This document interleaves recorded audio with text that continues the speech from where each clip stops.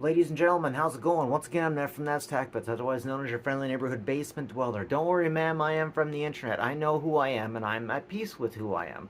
I'm a guy from the internet. I spend way too much time on there. I'm addicted to it. But again, I'm at peace with this.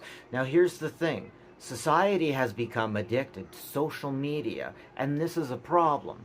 Society has just amalgamated with social media, and we're not able to talk about it or put our finger on it until it affects politics. Well, it has affected politics in several ways. For example, Biden announcing he was stepping down, released on TikTok or X before he told anybody else. This is unconscionable. This is absolutely unconscionable, and we need to get social media out of our lives. Now, there are many of us who are addicted to bad thoughts, bad ideas, and we don't even want to talk about it because that's for other people out there, and we're busy with our own things. But I need you to check to see if you are addicted to social media.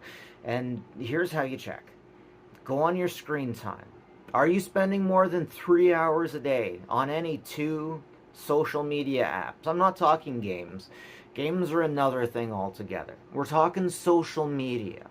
Now, there's a lot of things in technology that will steal our time and our lives. And in the 80s, when I was young, we all knew what it was. It was television, it was video games.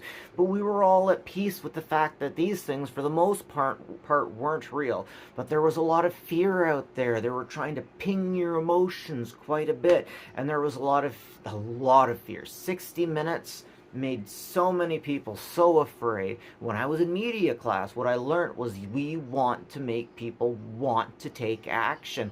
We were actually taught to push a certain idea even if we didn't believe it, because at the end of the day, what we wanted were viewers, were eyes. And even as time goes on, there's a lot of things that I was learned in documentary classes. Like, you're never supposed to have your voice in the documentary. It's supposed to be them talking about their stuff. You can ask them a question, but you have to get them to answer in a way that brings it out. But man, now in these Netflix documentaries, the documenters are definitely taking a side. And I see it all over the place. It's very unfortunate.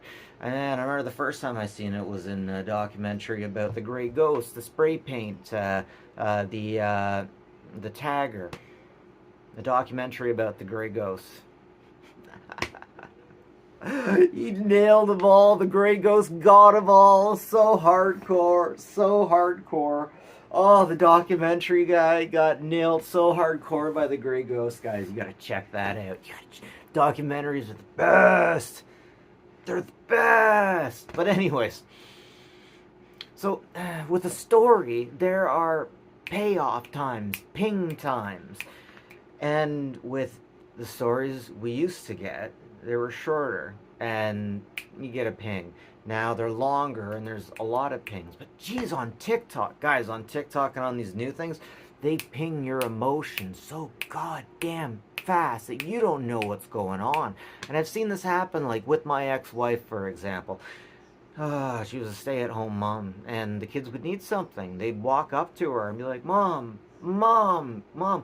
And she'd just be flipping her TikTok. She was on it for 5 hours a day. 5 hours a day. She's just on TikTok. I couldn't even clean anything up because TikTok had her thinking that it was her place and it was what she wanted. And if I didn't want it that way, it was my fault and I was doing something wrong. There was her and my two kids, and downstairs there was four things going on. There was her phone, there was the kid's tablet, there was the other kid's tablet, and then there was the big screen TV all going on. I couldn't think, I couldn't have conversations. But TikTok made her think that if she couldn't have all of these things on, that I was taking away her autonomy. Guys, there's problems with social media. There's so many of us who are only getting our information from TikTok, and it's alarming because that's like getting all of your food from the Asian market. That's not a big stretch. That is absolutely not a big stretch. Now, there's a lot of us who are in our own little worlds mentally, and we would think there's no way China could affect us. There's no way the CCP could affect us. Oh, what's a Uyghur?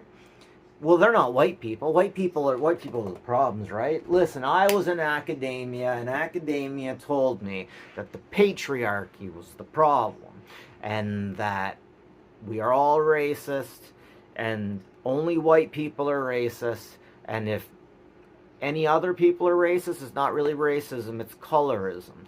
That is one thing social media has given us, a redefinition of racism. Now, who makes the definition of a word? Is it the people or is it the dictionary? Well, the consensus is the people make the word, the dictionary takes it, and then if the people change the word, the dictionary changes the word.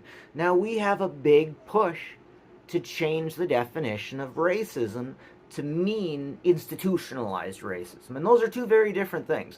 Yes, there is racism. Yes, there is a patriarchy. Yes, there is the white thing, whatever, colonialization, whatever you call it, colonization. Is that colonization was a real thing?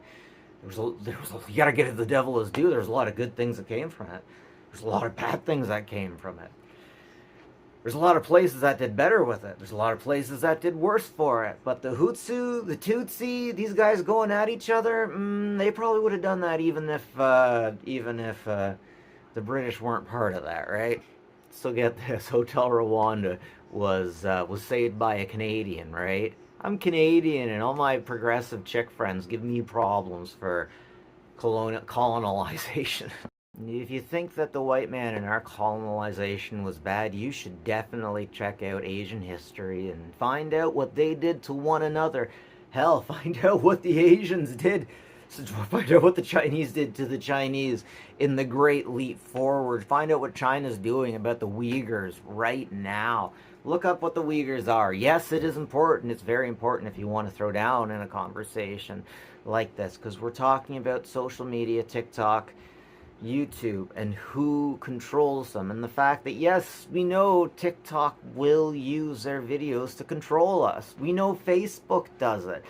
We found that Facebook has done it in the past, and so of course China's going to use this to control us. There is so much going on with TikTok on the back end that Canada and America can't tell us what TikTok is doing. It is so secret, and our governments know what they're doing because of like Project Five Eyes things. Project Five Eyes, once again, is real. Now, we're getting to the point, like, if you don't know about this stuff, Project Five Eyes, then you're willfully a little bit ignorant, because this isn't conspiracy theories. Project Five Eyes absolutely is true, and that's basically okay, I'm not doing perfect rights to this, but basically we'll get someone from Project Five Eyes, we'll give them an office in one of our telephone rooms and let them listen to everything going on in Canada. And if they hear something going, maybe not everything, but select things, and if they hear anything going on, they tell us. And I think we stopped a lot of stuff through Project Five Eyes. I think Project Five Eyes has saved us from at least 5 things so far. But anyways, what I'm trying to tell you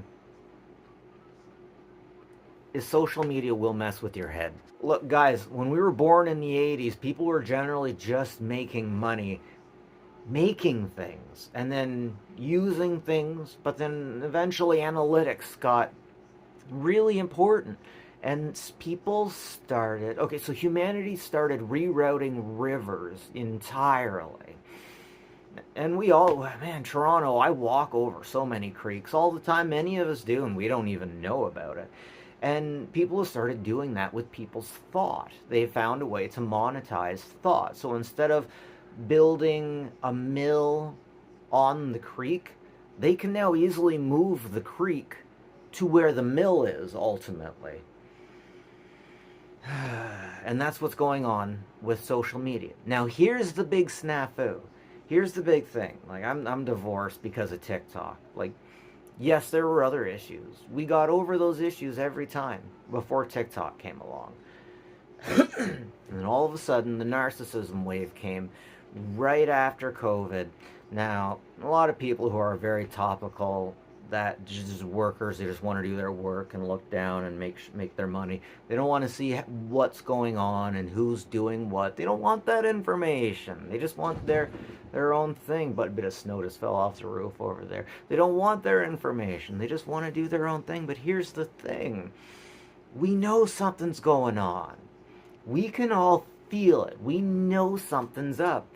This has happened before in history, in the Gilded Age, when we found out that people were taking money in order to make the oil and railroad company a lot more money, and the oil and railroad had a huge monopoly and it was bad. It was really bad. It so many people are so rich and so many people are so poor. And the rich people didn't even understand that 10% of people are so stupid that they can't even, there's not a job you can give them to be productive. There is not a job you can give them. And we found that out. Like, if the military can't use 10% of people, it means 10% of people can't be used. Because the military will get as many people as they want in the times when they're looking. And that's where we're pulling that information from. But social media is dangerous from you because the people in social media manipulate your head. We learned that. We've been fighting against them, and it seems like our leaders fight against it until they learn that they have to use it, like it's a river of some sort, and they just have to believe that it's there and understand it's there. And then they go one step further and think, okay, you know what? Let's just keep the American social media here. Now, this is why it's important, because if you go to two different therapists, it can conflict. Your therapist will tell you this. Don't ask TikTok, ask a therapist. Sometimes it is bad to have two different therapists at the same time. Sometimes it's the worst possible thing you could do. The same is true for social media. Because social media, they mess with you. Come on, guys. Social media messes with you. Unless you pay money for it. You know, even if you pay money for it these days. You are the product. You are the product. Our information is being harvested and sold so much that there were two corporations that you could go to that would just have like all your money or all your information like that. There were two places you could go to track somebody based on their car. And they went and they got a new car. If you had the certain number on that car, you could go to a website and just see any place they were. You don't benefit from that. The people at the top benefit from that. Deny, defend, depose kind of stuff. You know what I mean? Things are getting really dark these days. And we got to have balance. Look at that contrast, right? Dark, light, balance. You get your good and your bad and your bad and your good. We got a lot of people running this place thinking that if you just print more money, everything will be okay. Legitimately, there are people running the country that think that the fiat currency that we have right now should be number one. If you don't know what fiat currency is, I'm asking you, what is our money based off of? The dollar. How do we know how much money it's worth or what it's worth? It used to be off the gold standard. Nobody knows right now. So yeah, I don't have answers. I have questions, important questions that nobody's looking for the answers to. I should get the kids to the park. But anyways, food for thought, guys. Take care of each other. Stay off social media. Stay off social media.